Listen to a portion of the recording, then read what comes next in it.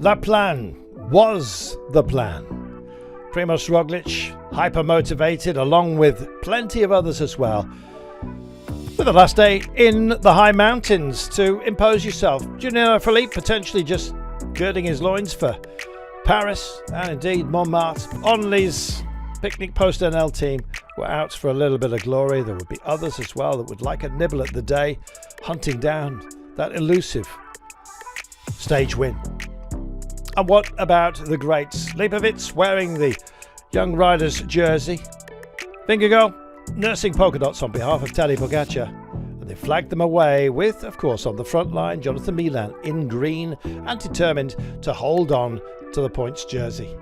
The intermediate sprint would throw itself into our consciousness early on a truncated day. It was supposed to be 130 kilometres because of an outbreak of bovine disease. It was trimmed to just over 90 kilometres, but still with 3,250 metres of altitude gain, this was no easy task, especially the run-up to La Plan itself.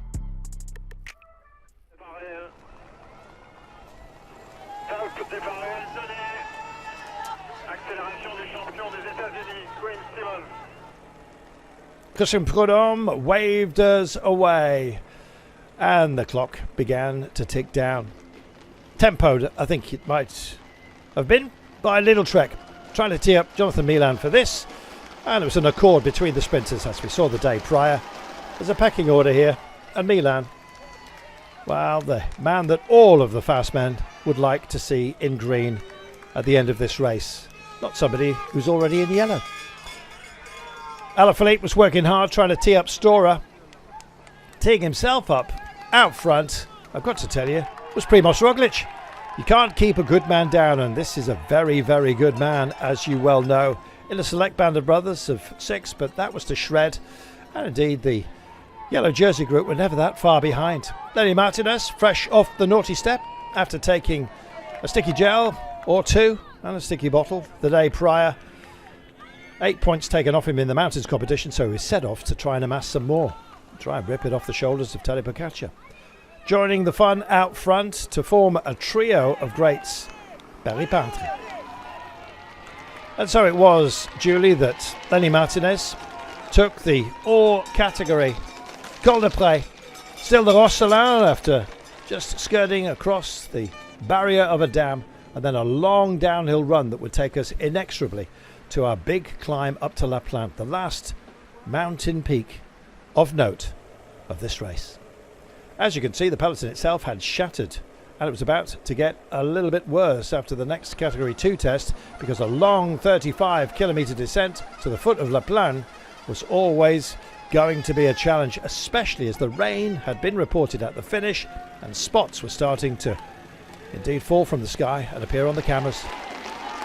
One for the cameras, Lenny Martinez going over the top, knowing that the day was going to be too big a task for him, especially as the gap was now down to 47 seconds only. And so it was a question of who was brave enough on this descent. I've got to tell you that, like a rocket launcher, Roglic decided that this day was going to belong to him. Dialing in a bit of insurance, Tadej Pogačar and the rest of the notables decided that, quite frankly, discretion, the greater form of valour. Roglic himself hunting down that elusive stage win that has indeed avoided him and so many other teams. 15, in fact, still looking for a stage win. It seems to be breakaways or Tadej Pogačar himself, and it wasn't going to be Roglic. After being wound in, he dropped out of the back and I guess didn't have many legs left to offer up in support of Florian Lipovic in his defence of that white jersey. Looking very lively on the day, Tiemann Arensman from Ineos Grenadiers. Except, of course, when Tadej Pogačar was minded to attack, and guess who was on his wheel? Always Jonas Vingegaard. But wet road surfaces were not nice at all. They were on the blower. Arensman came back, had a look at them, and then decided to attack again, but at a modest pace, almost tempoing his way at distance now from Pogačar and Vingegaard. They were not too troubled. Still a stage win up for grabs, and of course the last mountain peak would always be a temptation to Tadej Pogačar. Arensman did his thing, ground on, and maybe grounding the ambitions of those behind him to dust, but it always looked like he was going to get caught. 32 seconds with just under 7 kilometres to go. Pogačar out of the saddle, plonking back down in it. Lipovic was here in the white jersey competition. There was Only hoping to move up into a podium place and maybe steal that white jersey from Lipovic's shoulders.